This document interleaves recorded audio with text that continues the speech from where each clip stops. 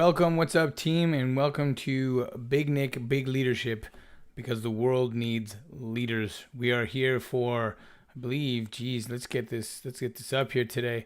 This is episode, is it 3 or is it episode 4? I think it's episode 4, but my title says episode 3.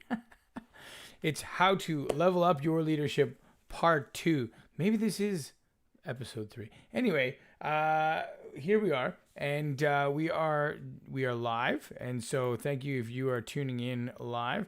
I've got all the chats. Hopefully, are supposed to be synced into one chat room here today. So we're gonna see how this works out.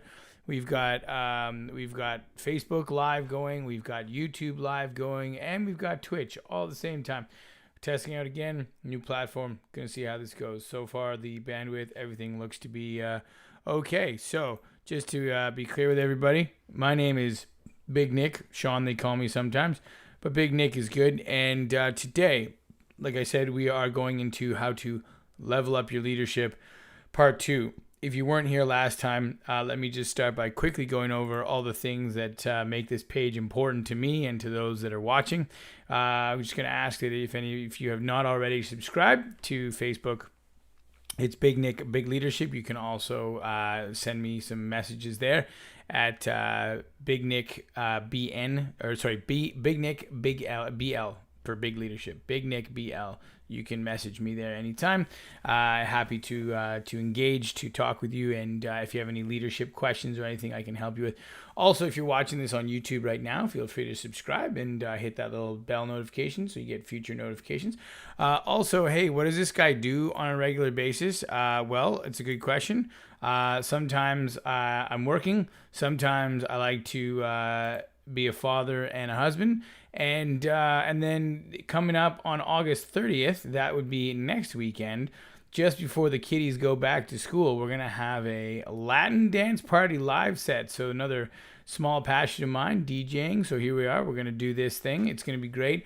The last one I think was a big success. You can check that out on my Twitch channel, or you can check it out on YouTube as well.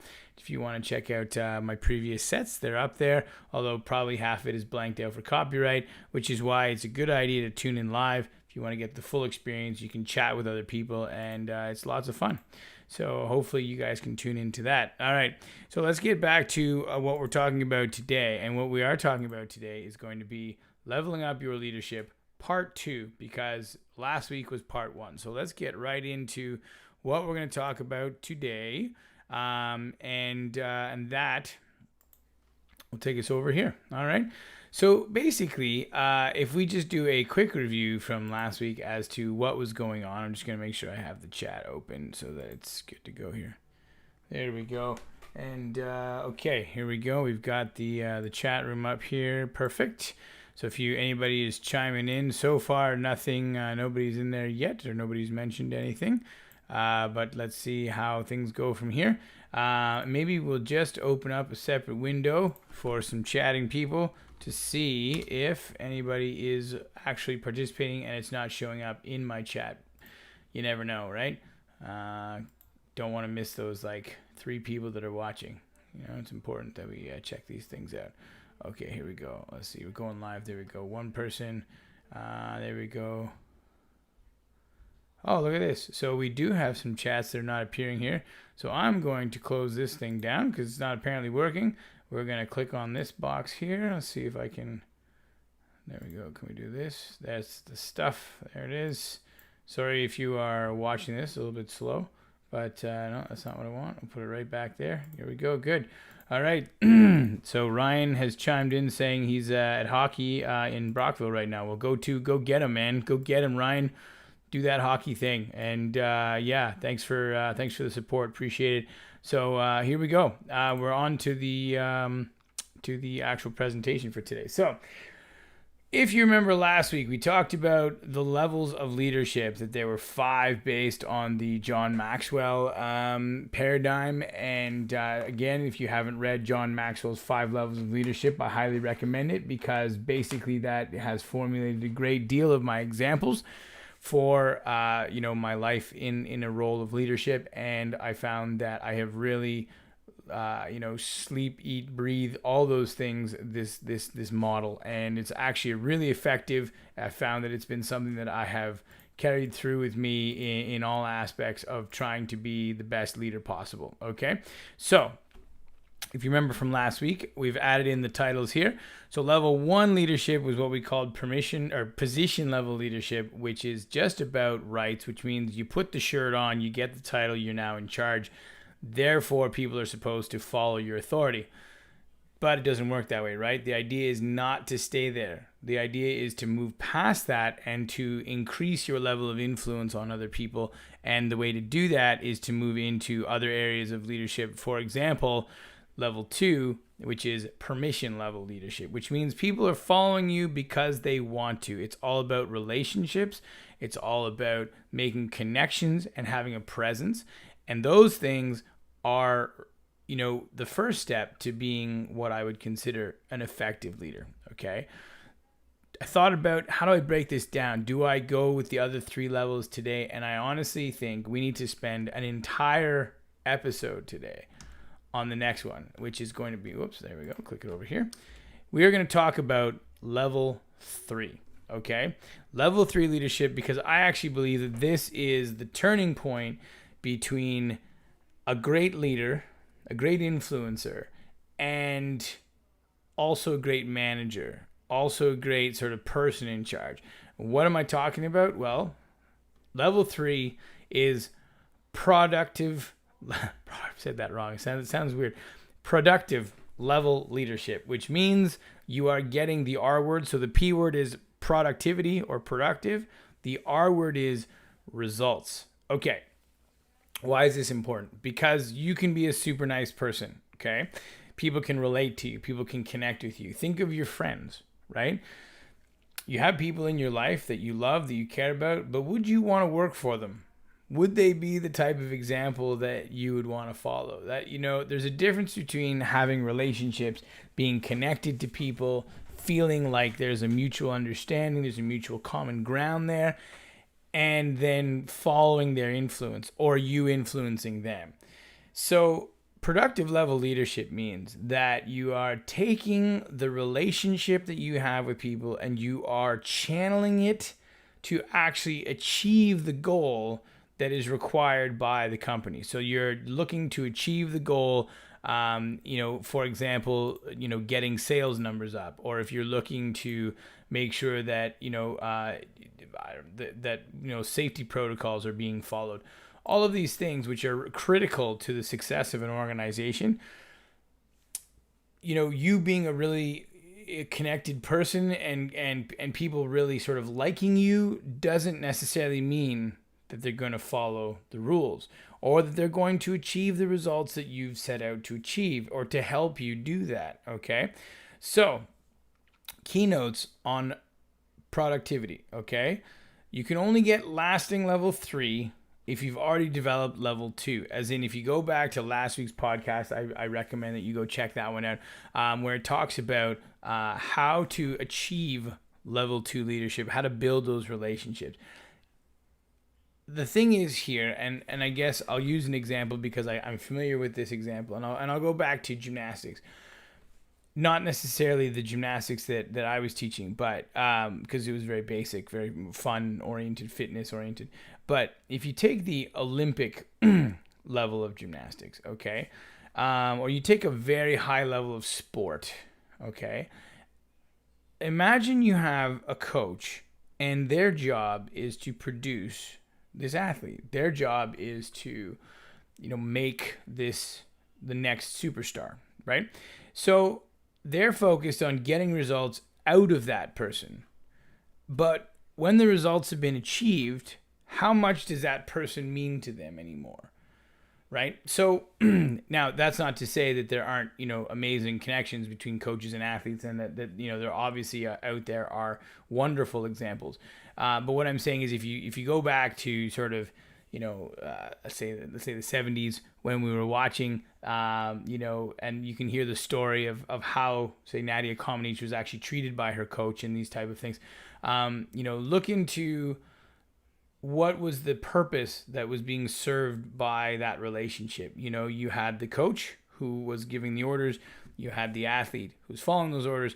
But if you don't have this trusting, connected relationship, what's going to happen to that athlete when they have the opportunity to move on to other things? Are they going to continue to follow your leadership, or are they going to seek out their own thing? And when it comes to getting results in a company, is it a question of, are these people going to continue to do what they're supposed to do when I'm not there? Remember last week we talked about, or 2 weeks ago, we talked about character and how character is doing the right thing even when nobody's looking, right? So when it comes to level 3 leadership, you can only get lasting long-term results when you've already built the foundation of level 2 leadership. As in, you have to have people buy into your leadership. You also have to have people looking up to you. You have to have people that are trusting you. And by doing that, then you can turn that into a results-driven relationship, because you've already got this foundation of caring. You got this foundation of connection. That is what's going to make the difference, okay? Next one, number 2, if you want results, build more relationships, because the more people that you have that are following your influence because they want to, means that those people are then going to continue to pass on your information and your influence onto others without you having to ask them. So to get results, it means basically that you need everybody to be pushing towards a common goal, right? Otherwise, if everybody's pulling in different directions, then it's very difficult to achieve one goal, let alone many goals. So if you want actual results, you need to build those relationships so that people are bought into the bottom line and bought into those goals, okay? The next thing, though, which is I think where people perhaps make mistakes, and that is that to get results, your expectations have to be clear. Expectations have to be crystal clear, and the results have to be measurable. As in, people need to see that there's progress. When they see that the effort that they've made has actually paid dividends, then there's a lot more opportunity for them to feel really good about that and to want to take that to the next level because they were part of building that, okay? And the way you treat people, which a lot of that comes from level 2 leadership, how you built those relationships will then determine, how they feel as they move through these positive experiences. Or let's say you don't hit the goal that you set out to achieve. Well, at least you're in it together and it doesn't feel like, oh, I didn't do my job, my boss is upset. If you're a strong level 2 leader, then they're going to look to you and say, okay, we may have missed the mark. What are we going to do differently? And that's how the leader would handle it as well, right? So good. Okay, here we go. Finally giving you some practical stuff, okay? Hopefully this will help you out in terms of, looking at yourself as a leader and thinking, am I doing the right things? By no means do I know all the answers. In fact, far from it. I'm learning every day. In fact, I'm learning all kinds of new things every week that I wish I could be sharing. I write them down. They'll come up in future episodes. Don't you worry. But for now, this is Big Nick's 5 steps to getting results, okay? Very good. Step 1, all right? Create the systems that organize your team's workflow. What do I mean by that? As in, before you can start telling other people what it is they're supposed to do, make sure that you are a master of what it is that they're supposed to do. And how do you do that? Well, again, the leader is the first one in and the last one out. The leader is the one who's going to set the pace. The leader is the one who's going to, make sure that if someone is going into a situation that they don't understand, they're going to have the answers. Why? Because that's the person that that people are going to be looking to in order to get those answers. So it's really important that you're the one that already understands all the aspects. That can be difficult, especially if you're moving into a brand new role, perhaps in a brand new place or in a brand new industry. As in my case, I've just switched industries, and I think that one of my biggest things is to try to maintain strong positive attitude, maintain my confidence, because confidence is important for other people around you to react properly to your leadership, while at the same time there is this very steep learning curve. But what I've done is, gone in with a clear goal to find out what aspects of the job are required by every individual employee. And at that point, once I understand what everybody does, then I can say, okay, are we doing this the most effectively possible? Is there anything that needs to be added or taken away? Is everybody's job sort of manageable in the way that they're able to achieve the results that they need to get? So I've been doing a lot of different jobs in this case. But notice how number one has nothing to do with relationships. It actually has to do with an overview of what it is that you're supposed to do. Kind of like the planning phase. But in order to do that, there is a lot of hands-on, okay, in the planning phase. Move to step 2. Create and communicate the expectations for your team to measure their success. As in, let's take something very, simple and rudimentary to say, like, when you're driving your car through this area of town, through this stretch, we want you to drive 50 kilometers an hour. Now, you would think as a driver out there, probably there are signs that are posted, maybe that I've read in my driver's ed manual, that on these type of streets, the posted speed limit is X. So, but what if those signs weren't there? And what if you were, say, a new driver, or you had been taught in a different country to drive, or, and the rules are different. And then you arrived here and there was no clear indication of what it is you're supposed to do. I know this is oversimplifying the situation. However, this is exactly what happens every day. And especially in a management leadership situation, what happens is the new leader comes in and they have a different set of expectations, or perhaps they're trying to manage the expectations from the previous leader. And so what they're going to find is, do the people understand what it is they want? And perhaps they don't meet the expectations. And then you can see that the new leader, that upsets them, or they're not reacting positively to an employee's behavior. And so if you're not clear and honest and transparent about what it is you want other people to do, the chance of them doing it innately is very low. So if you actually want your team to buy in and follow your influence, number one, you've got to be doing it yourself. That's the lead by example. But number two, you have to clearly communicate to them, what I would like to see is X, okay? And by doing that, you're at least saying to them, okay, here's the line. You can either be above that line, and that's a great place to operate, or if you're below that line, I have grounds to come and talk to you. Do you know why? Because I just set that expectation. And it was very clear what I'm asking for. A good way to make sure your expectations are clear are to ask if your expectations are clear. Now, this is not the type of thing you want to do in a public scenario. You don't want to be like, hey, everybody, do you understand? Of course, they're going to say yes. What you want to do is talk to people individually afterwards and just say, hey, Susan, I just want to make sure, was I clear in everything? Do you understand what I'm expecting? And is there anything that you need, clarification on? And then right there, you're also connecting, and you're also having a presence, and you're showing that you care about what they have to say. Okay?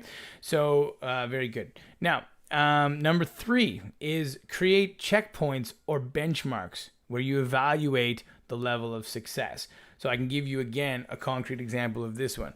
Hold on, drink time. Whew, H2O, very important. Okay. Creating checkpoints. So, in my current role, I'm being charged to get the scores and the quality control scores up.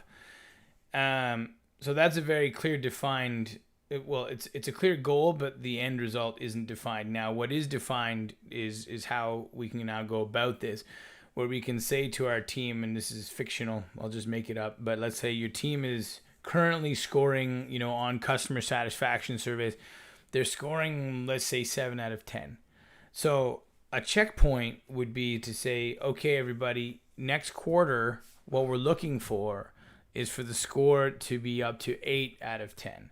So in other words, we'd like to go up 10%, okay?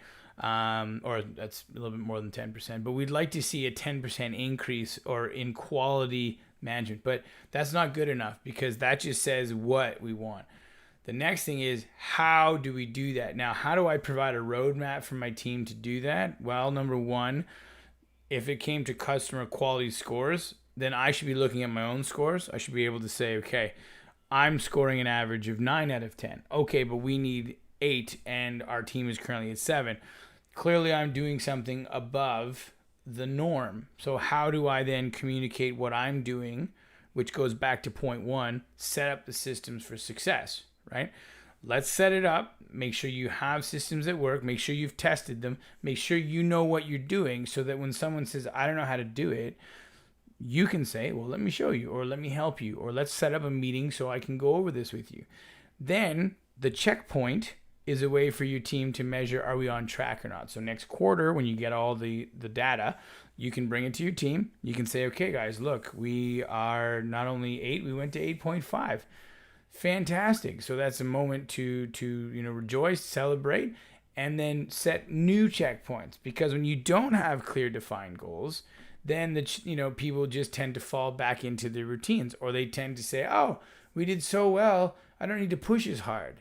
And that's when you get complacency and then this slow decline into irrelevancy. So checkpoints for you to raise the bar, that's key, okay?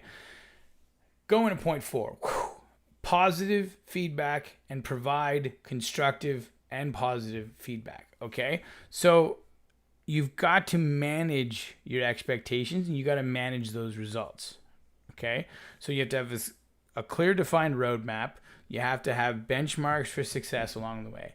And then you have to take care of people as they're going through this process. I think that is one of the areas that people really tend to drop the ball as a leader. And that is they don't manage the expectation. They sort of set it and forget it. The whole, who is that guy? The Ron Popeil food dehydrator, the set it and forget it, and you can just leave it there, or the rotisserie thing he had. Look him up on Google. Anyway, but basically, you just put the chicken in the oven and then it cooks itself. That's not how it works in real life with people. You can't just go, okay, guys, let's get our scores from a 7 to an 8. Go to it, because they might say, yeah, great. And then they're going to be left with the feeling of, wait a minute, how do we do that? What are we doing wrong? Or what are we working with? So, you're going to have to provide them with that roadmap. But then once they have the roadmap, you have to say, hey, are you on track? Maybe it sounds like micromanaging. I don't want it to come across as micromanaging. I mean, it doesn't mean you have to do that. Like, you don't have to breathe down people's necks. However, you do need to say, this went well. This didn't go well. Hey, I just want to give you a little quick report on what I noticed. That's the kind of thing that's going to help your team continue to stay on track. Okay. So next one is follow up individually. Number 5, follow up individually with each team member to keep them on track. Outside of the positive and constructive, it's important to sit down, and this could be done in the form of performance reviews. This could be done in the form of, let's say, a quarterly meeting. This could be any form of sit down interview where you're going to discuss the progress and how are they able to manage expectations. Are they getting results? Maybe you have some people on your team that are performing really well, and you have other people and they're falling below the expectations, but maybe before they weren't. So has something changed? You only know this if you keep track and follow up, okay? Again, the biggest thing that people miss in all of this is they may have the right intention, they may have good positive relationships, they may give clear expectations, but then right there, that's where it ends. They don't manage those expectations. They don't go above and beyond to ensure that the people that are carrying out those activities are actually doing what's expected or are not hitting the benchmarks. So we're going to talk about in a second why this might happen and give you again some tips. Today I want to be practical. Why? Because results are tangible. You can feel when you're moving ahead. And when you're moving ahead, everybody's happy, right? So that's a key thing. So very important.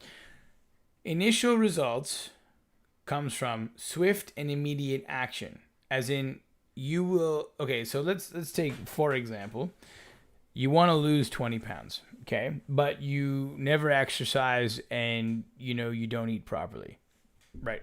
So guess what? The second you make any change whatsoever, taking action, you start, going for a jog in the morning, or you stop drinking pop and you drink just water, you're gonna notice initial results, and those are very positive usually. You may, well, depends if you're like super addicted to caffeine, or you are have a lot of sugar in your diet, you may get headaches, for example. But again, those are results. That's something, that's feedback. However, swift and immediate action will lead to initial results. That's good. But if you want consistent results, you need consistent action and you need follow up. So going back to our weight loss example, if you do 5 workouts in 1 week, are you going to get results? Yeah, probably. You actually will see a difference. I bet you will. Or if you drastically change your diet, in just as little time as a week, you will see some results. However, then you stop doing that, you're not going to have consistent results. And a weight loss program, as an example, where I guess leadership really ties in, because you have to be, a leader of yourself, right? You have to pay attention to what your body is needing. You have to make, effective plans. So that's a really important part of getting consistent results. But yeah, if you just sort of do it for 2 weeks and stop, you're not going to get consistent results. And a weight loss program it takes time. Okay. It can take months, it can take years, but to achieve your weight loss and fitness goals, that's a consistent effort required. Now, long-term consistent results require clear expectation plus consistent action plus follow-up plus a little word I call vision. Okay. Let me put that in a different way. Vision. You need to know where your destination is. What is the ultimate destination? What's the long-term goal? Then you need to set expectations here and today as to what steps will get me there. Then you need to do those things consistently and follow up on those things to make sure that you are then achieving your long-term vision, your goal. Okay? Now, why is this important? This is important because if, as a leader, you need to change some things right now, taking some kind of action will probably put the wheel in motion, right? And that's good. If you do that same action over a consistent period of time, then you should have consistent results. And if you maintain that consistency and you have an attachment to a long-term vision, then you're able to strategize over a longer period of time and achieve more tangible results over time. Big changes don't usually happen overnight, and big changes usually require the most amount of effort over a long period of time. So staying consistent and being focused and keeping clear expectations is the way you're going to do that. Okay? Why don't we get results? And I can say I'm guilty of this just as much as anybody else. I'm hoping this is the practical part of this lesson that you're going to take away and say, okay, well, what am I learning here? Number one, do you have a lack of commitment from the team? We're going to talk in a future episode. Why could that be, right? Is it you? Could be you. Could be a lot of other things too. But if your team is not on board with what you're trying to achieve as results, then good luck, right? This goes back to the initial pictures of the person, the leader pulling the desk and the people pulling the desk with him or her. Imagine that there's only one person pulling. How far are you going to get, right? So the whole idea of leadership is that other people have to buy into the strategy, to what it is you're doing, okay? But if you don't have a commitment from the team, that's going to be very difficult to actually achieve. And why is that also difficult? Because you may have, say, 85% of the team on board, But that 15% that is not on board can create a toxicity that then stops the other 85% from pushing forward. Okay. And so your first step as a leader, right, is start building those relationships. If people don't buy into what's going on, find out why, because you need everyone to be pushing forward. Does that also mean that you have to agree with other people when they don't agree with you? No. Does it also mean that you may have the wrong people on your team? Absolutely. But you're not going to know that unless you actually take the time to figure out what's going on, okay, and actually learn about it. But you need to know that your team has to be committed. Number 2, and this one I think is really important, fear of conflict from the leader. Put your hand up if you really love confrontation. Right?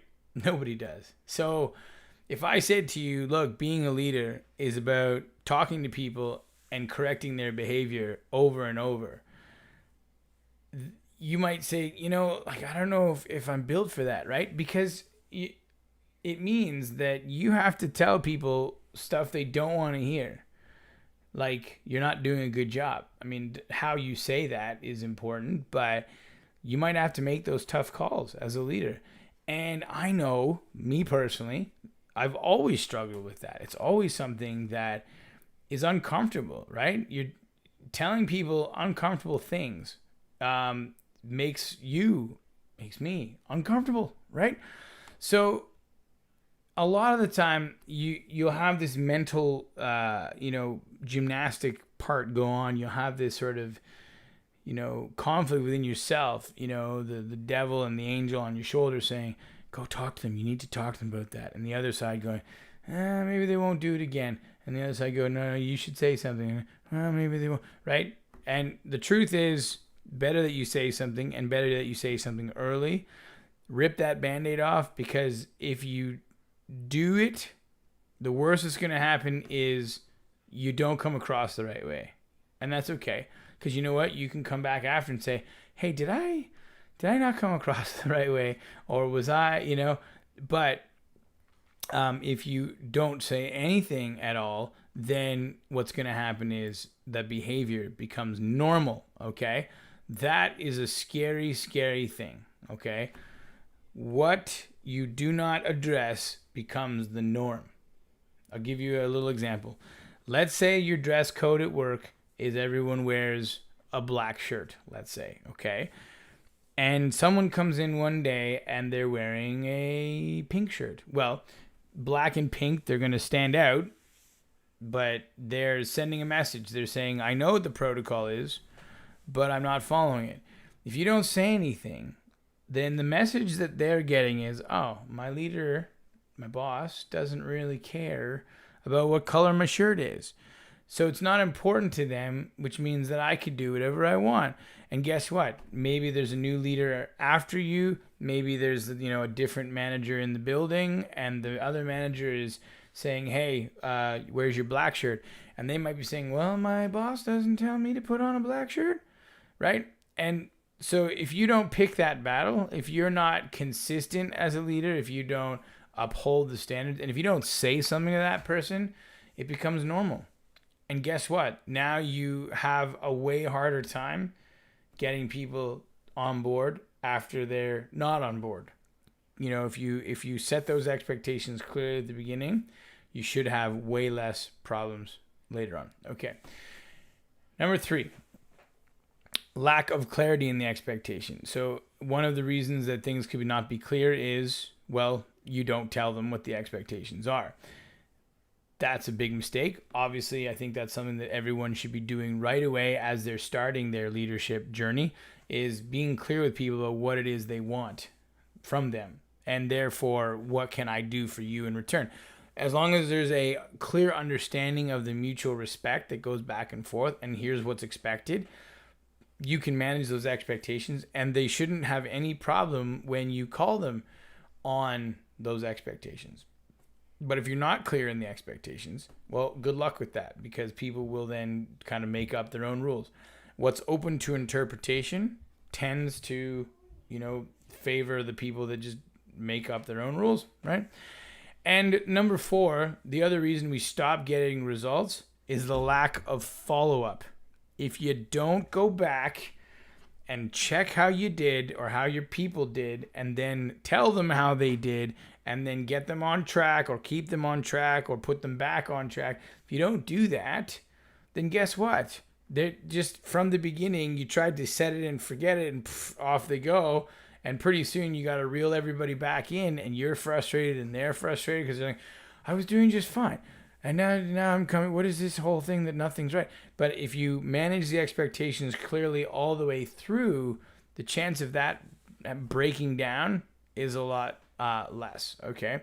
Let me go back to number 2, because I think that's the one that if you're anything like me, that's the one you're going to struggle with.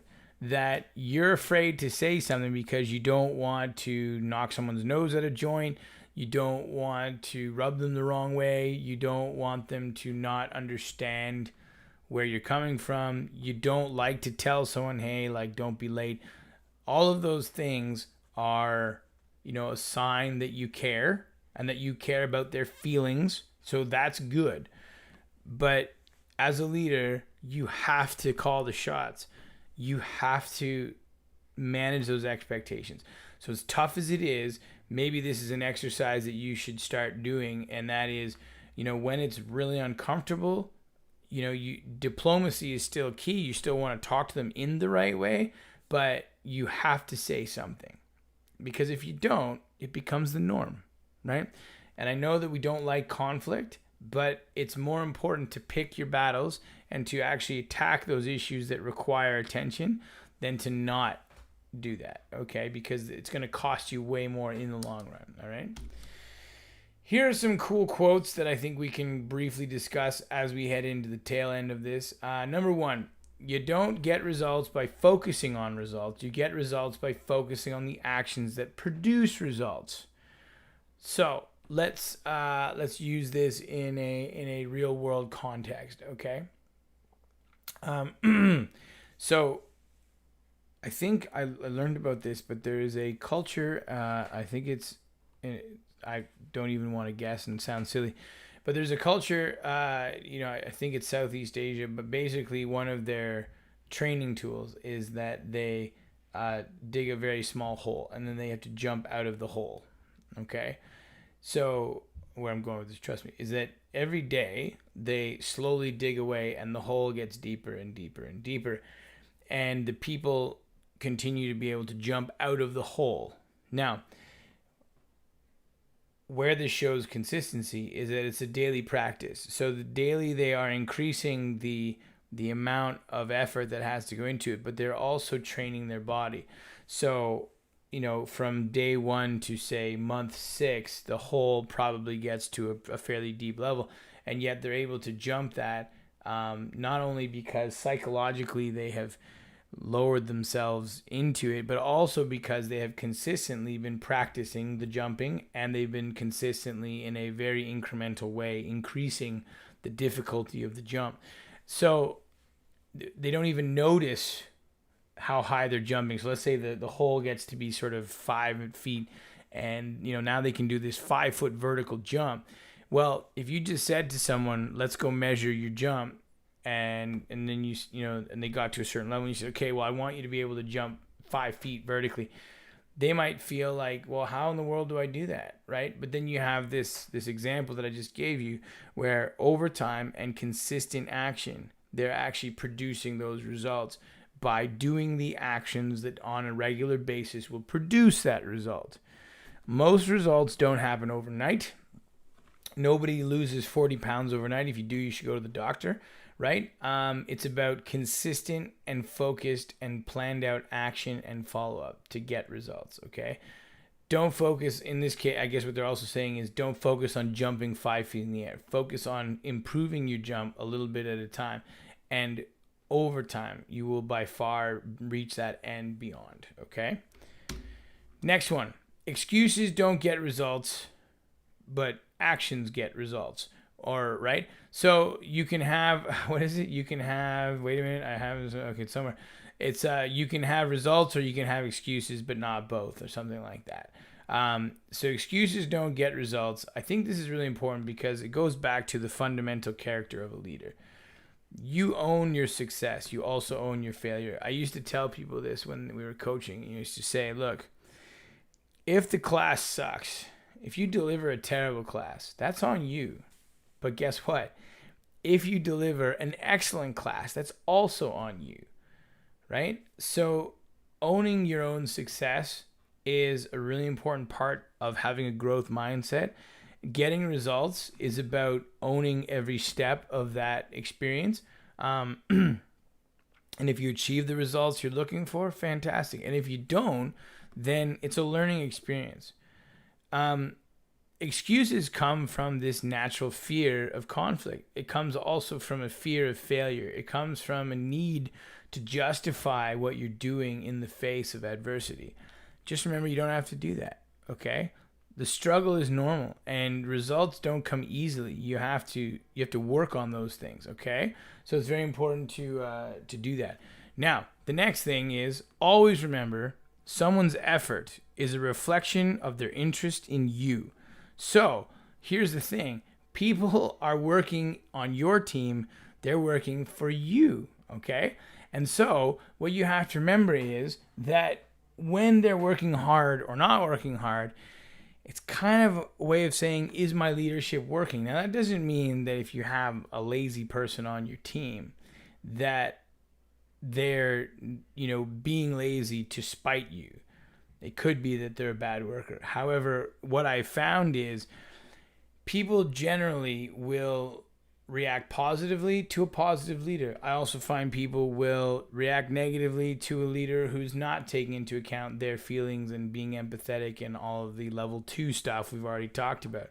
So when you're evaluating yourself as a leader, you got to ask yourself, how are people behaving when I ask them for something, or when we're looking to get something done, okay? Are they jumping on board and going, okay, you got it? Or are they kind of, yeah, and then not doing it, right? Is it time for you to look at your leadership style? Is it time for you to evaluate your impact? Is it time for you to look at your influence and how you're impacting them? And are you building the right relationships? And then finally, don't be upset by the results you didn't get with the work you didn't do, because as a leader, we all know that the hard work, remember, it's lonely at the top. It doesn't always pay off, right? So make sure that you are putting the work in and you're not expecting necessarily, the flower to bloom right away, okay? But if you don't do anything about a situation, I can guarantee you, you're not going to get any change, right? So that brings us to the end of that situation today. Hopefully you guys learned something. I feel like I was trying to be as practical as I could, in this one, because results are practical. So I hope that there was some learning going on there. I hope that you felt that was worthwhile. And next week we'll explore the last 2 stages of the levels of leadership, and hopefully we can learn some more things. All right, so just a quick one, reminder to subscribe on our Facebook and our YouTube by clicking that little bell to stay notified, and also that remember, coming up very soon, where is it? There it is. That we're doing the Latin dance party coming up on August 30th. Manos en el aire. We're going to have a lot of fun. We're going to be dancing some beats, some Latin beats. That is only a week away, so be ready for that. That's going to be on Sunday night. And don't forget, again, to tune in to Big Nick Big Leadership. You can also message me at Big Nick BL for Big Leadership.